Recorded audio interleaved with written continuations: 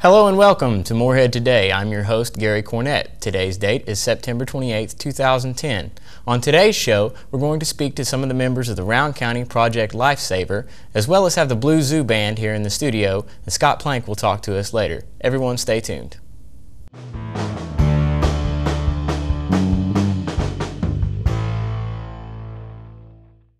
When a person goes missing, it is always a dilemma, but if that person has neurological disorders, it can be a nightmare. Round County's Project Lifesaver is working on this problem in our area. Well, we started a couple years ago when a parent came to me and mentioned it, that it was a device that he thought his son needed. And what we did is we started raising money through local walks here, school level here at Robert Elementary. It started here, and the first year we raised about $400. And then last year we raised another $500 or $600 towards it. And then we've done a citywide walk in Round County, and we raised $900 doing that.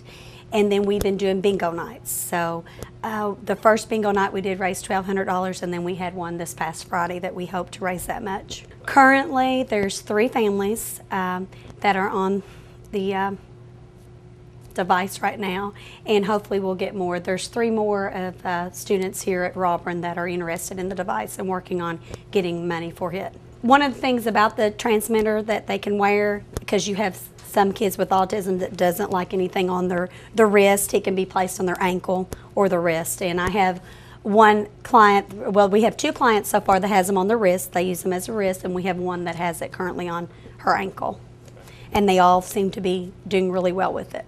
So what this equipment does, it allows us in cooperation with families to place the device on the high-risk wanderer, whether it be an autistic child, Down syndrome, or maybe an elderly person that may have some kind of Alzheimer's disease. We'll place that bracelet in cooperation with them. The bracelet will be placed, and then this equipment will allow us to track that person. Pretty simple technology. You have a wristwatch style transmitter that the client would wear. The client would be the child that we were basically potentially searching for. And this is a directional antenna, and basically the product, the bracelet sends out a signal that's on a frequency. That frequency is unique to that child, and the ID for that frequency is unique to that child. So we know exactly who we're looking for. We can program it into the receiver and actually zero in on the child and very, very quickly compared to normal searches. In some cases, it's very common to look for autistic children or maybe elderly folks with Alzheimer's disease for hours and hours, and this turns this into minutes. If you're looking to get involved as far as a client, then you would contact myself, Danny Blevins, at Round County EMS at 606-784-4333. We can explain the program to you, and basically we're keeping the fees at a very minimal. The initial buy-in for this program is $300 a year, and that gets you a year's worth of batteries. Basically, a battery is about $10 a battery. We got to do that once a month. We got to change out the batteries once a month. Our clients will bring the child or the adult by the ambulance service, and we change the batteries for them and make sure that they're ready to go in case there would ever be an event where we would need to search for them. It's a national program.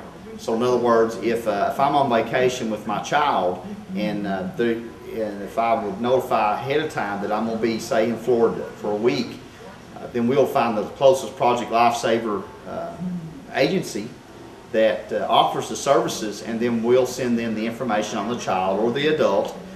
They already have the information. If there is an event in which they would maybe walk away, then you have the opportunity, no matter where you're at, some kind of a response to search for that child. Originally got a grant from the Alzheimer's Foundation, which has actually paid for 2 of the bracelets for anybody that may need it here in Round County. So we have those available, and we're looking for people that may meet the criteria to get those free bracelets.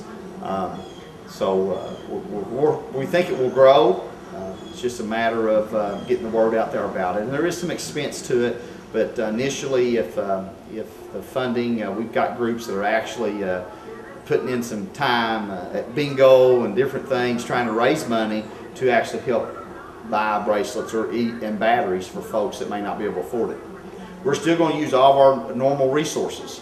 We have always had a search and rescue team. We've always had availability of search and rescue dogs. We've always had availability of team rescue personnel that have training in all kinds of different types of rescue. This is just an added component of that. All those jurisdictional agencies will still be used in a case where we have a missing child. But if we have one that's missing with and also a Project Lifesaver client, then it should cut that search down tremendously, and we should get that loved one back home. That's what the motto is of Project Lifesaver, is getting your loved one back home. It's very, it's a really good program, and the whole idea behind Project Lifesaver is returning loved ones home safely, and that is what it's all about. My name is Mike DeBelfe. This is my son, Olin Parker, better known as Parker. Parker is a participant in Project Lifesaver here in Round County. It is a emergency service that we are getting up and running, trying to get the county certified. Right now they're in the training portion. We have the equipment now, and what Project Lifesaver basically is it provides tracking devices for anybody with a neurological disorder, such as dementia, for our geriatric, our elderly community, on down to our youngest citizens that have neurological disorders such as autism, which my son is diagnosed. I can show you his tracking bracelet. And what this bracelet does is it emits radio frequency, pulsates every second of every minute of every hour of every day.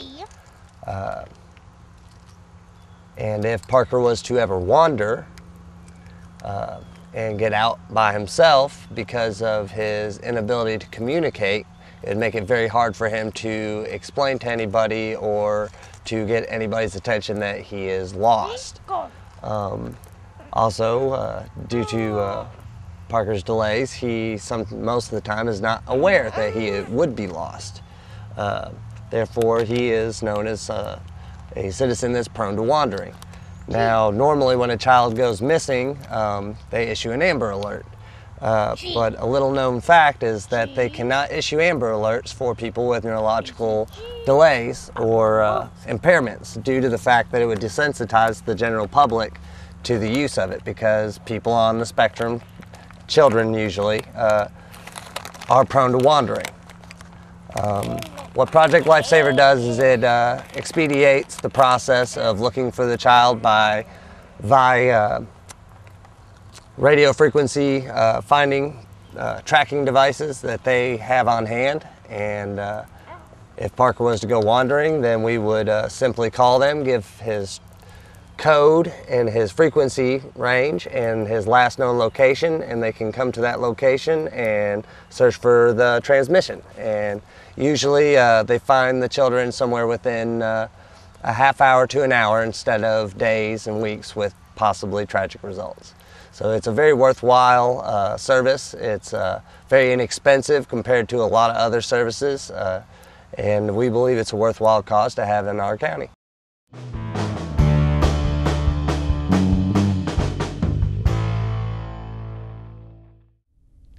And welcome back to Morehead Today. Today in the studios we have the Blue Zoo Band, and with me right now is Scott Plank. How are you, Scott? Doing pretty good, thanks. So tell us a little bit about the Blue Zoo Band.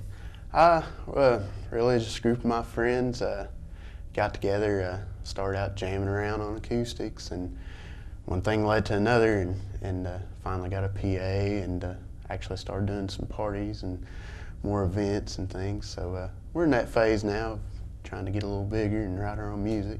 All right, what kind of music you play? We do a kind of a southern rock with a country twang to it, but there's times when we can go from one genre to the other. We like all types of music, just as long as it's good soulful music, we enjoy it. Right on. Who are your biggest influences?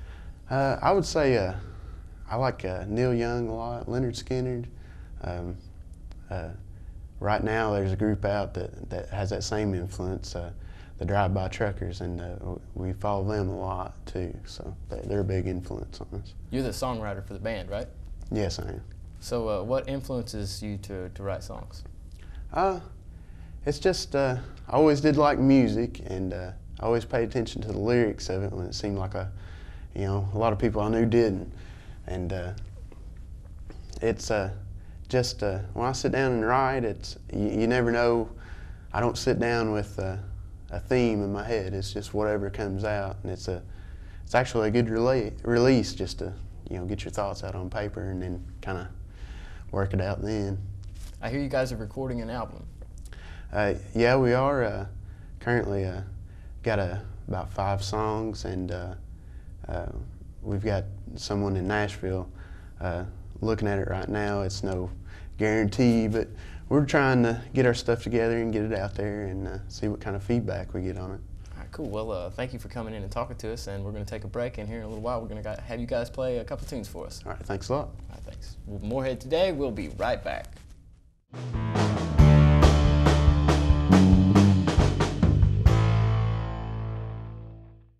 It's time now for the Morehead Today Community Calendar. This is Jason McClurg. The Music Faculty Showcase concert is scheduled for 8 p.m. on Tuesday, September 28th in the Duncan Recital Hall in Barrett Music Building.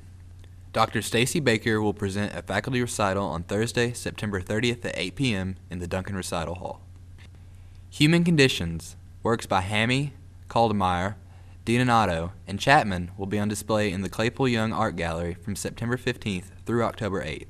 Gallery hours are from 8 to 4:30, Monday through Friday.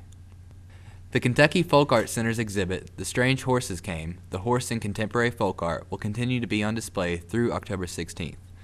This is a juried exhibition of horses and their relationship to humankind. The Kentucky Folk Art Center is open Monday through Saturday, 8 a.m. to 5 p.m. Cost is $3. MSU's Camden Carroll Library Special Collections is hosting an exhibit paying tribute to Adrian Doran, now through October 31st. It is called A Man on a Horse, a tribute to Adrian Doran. It is located on the 5th floor of the Camden Carroll Library Tower. The exhibit is made up of images and mementos of awards and honors Dr. Doran received that are from Adrian and Manon collection housed in the MSU archives. It includes some of his bow ties, Horatio Alger Award plaque, his World Championship ribbon from the Walking Horse Show in Shelbyville, Tennessee, and more. Mark O'Connor, a world-renowned American fiddler and Grammy Award recipient, will be coming to campus November 4th through the 6th for an artist residence in string. His residency coincides with the Virginia R. Harfum Honor String Orchestra's clinic for high school students. Public events include a fiddling and violin workshop on Thursday evening at 7 p.m. in the Kentucky Center for Traditional Music, a traditional music session on Friday evening at 7 p.m. in Duncan Recital Hall, concert with Virginia R. Harfum Honor String Orchestras on Saturday evening at 7:30 in Button Auditorium. Ye Olde Madrigal Feast, MSU's annual holiday dinner, is scheduled for December 9th, 10th, and 11th. The Morehead Theater Guild presents I'll Be Back Before Midnight, beginning Thursday, October 28th at the Round County Arts Center. Showtimes will be announced. Johnny Salinas, saxophonist, will perform in a faculty recital in Duncan Recital Hall, Sunday, October 3rd from 7 to 9 p.m. MSU will host a career fair open to all MSU students, alumni, and community members looking for a full or part-time work or internships. The fair is located in the Krager Room on the 2nd floor of ADUC and will run from 10 a.m. to 1 p.m. on Tuesday, October 5th. Participants should come professionally dressed with several copies of the resume. Morehead State University's homecoming weekend is October 27th through the 30th. Activities for the weekend include a pig roast, parade, performance by a comedian, and a homecoming tailgate before the game. Round County will host a second Sunday Family Fun Day at the Don Greenhill City Park on October 10th from 2 to 4 p.m. The park will play host to family-oriented football, softball, cornhole, kickball, Zumba, environmental activities, health screenings, and a meet and greet with MSU Eagles. This event is free and open to the public. Door prizes will be given away, and free t-shirts go to the first 50 participants.